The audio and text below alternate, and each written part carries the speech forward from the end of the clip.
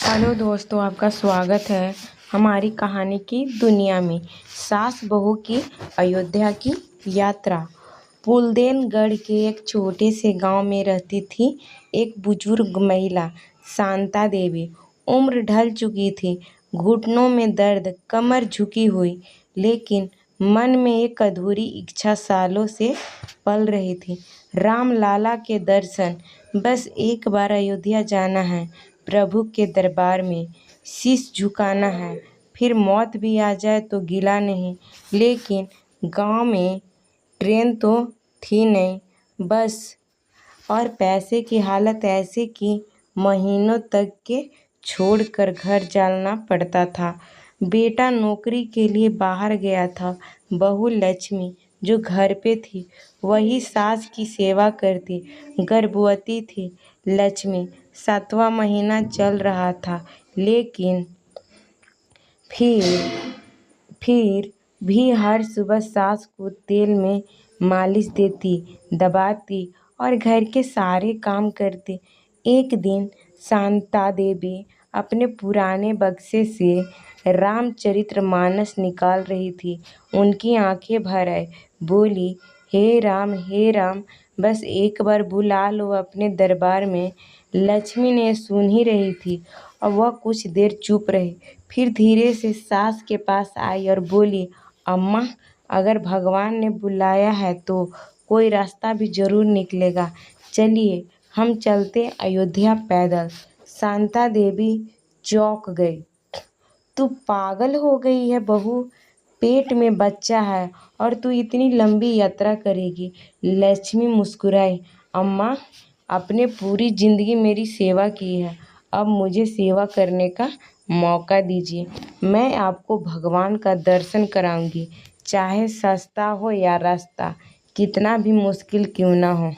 अगले दिन सूरज उगा और दोनों निकल पड़ी अपनी जीवन के सबसे कठिन यात्रा पर।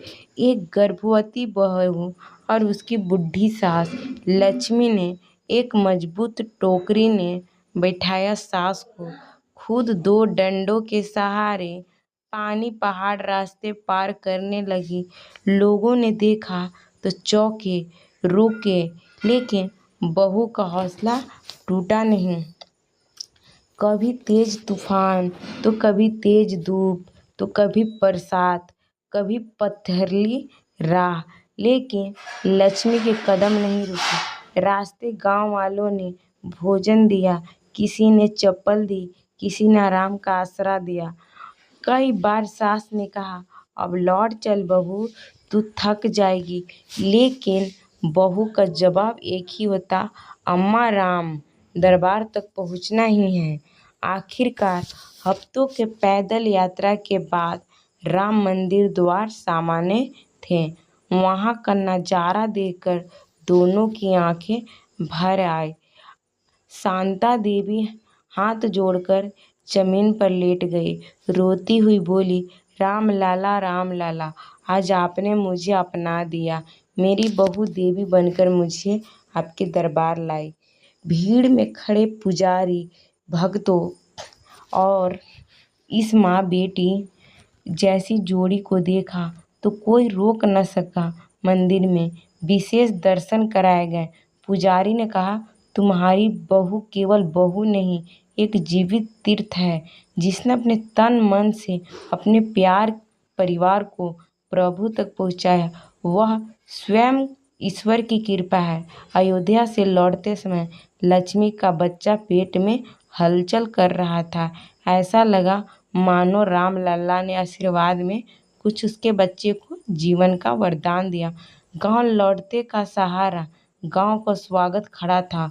अब लक्ष्मी सिर्फ बहू नहीं थी, वह श्रद्धा, सेवा और प्रेम की मिसाल बन चुकी थी।